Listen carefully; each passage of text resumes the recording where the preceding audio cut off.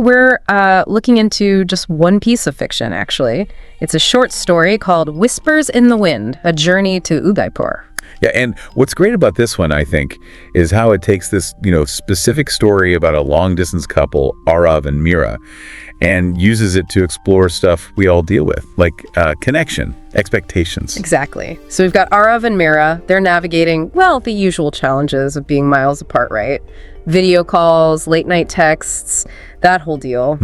It feels familiar, that feeling when digital just isn't quite enough anymore. Right. So they decide, okay, let's actually meet. They pick Udaipur, and the idea is this amazing surprise-filled weekend getaway to, really reconnect properly. That desire to close the distance physically, it's a strong pull. And this is where it gets interesting. They both decide to plan surprises for each other, secretly. Oh, okay. So double the planning. Yep. Mira's got this sunrise boat ride idea. Arav's planning a special rooftop dinner. Sounds perfect, right? Very romantic. Very meticulously planned, which, as we often find in stories and, life, is kind of the perfect setup for things to maybe not go quite according to plan. You got it. The story pretty quickly shows things hitting roadblocks, miscommunication that start cropping up. Yeah, missed calls, signals crossed. And then, wouldn't you know it, unexpected rain hits Udaipur.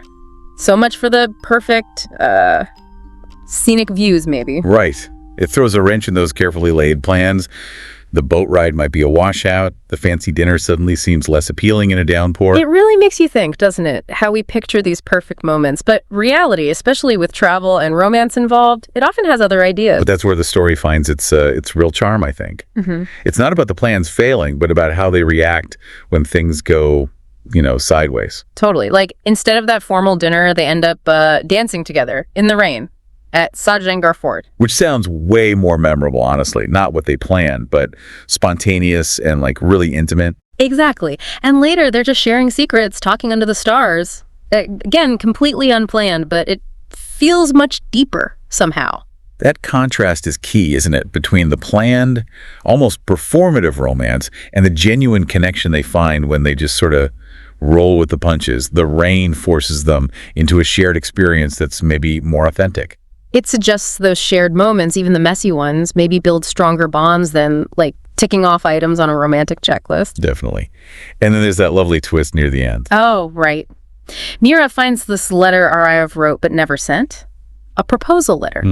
And you're thinking, okay, is he going to propose at some grand palace now? But no, he actually does it under this banyan tree, which turns out to be the place where they first shared a cup of chai together in Udaipur right at the start of their trip. Such a perfect touch. Brings everything back to something simple, personal, and meaningful to them, not some generic grand gesture. Yeah, that shift from the maybe expected palace proposal to the deeply personal banyan tree, it says a lot. It makes their shared history the focus.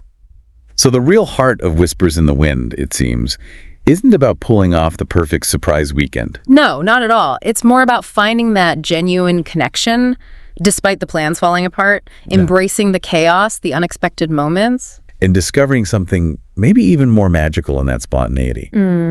Finding the connection through the shared reality, not just the shared plan. It really makes you wonder, doesn't it, about our own lives? Yeah, it leaves you with a thought, right? Think about times you might have had really specific expectations for a relationship or maybe an important event. Could holding on to those rigid plans too tightly sometimes blind you? Make you miss the beauty or the meaning in something unexpected that just happens. That's a great point. Maybe letting go of that perfect script sometimes, just a little, could actually lead to something, more real, more meaningful in the end. Something to think about anyway.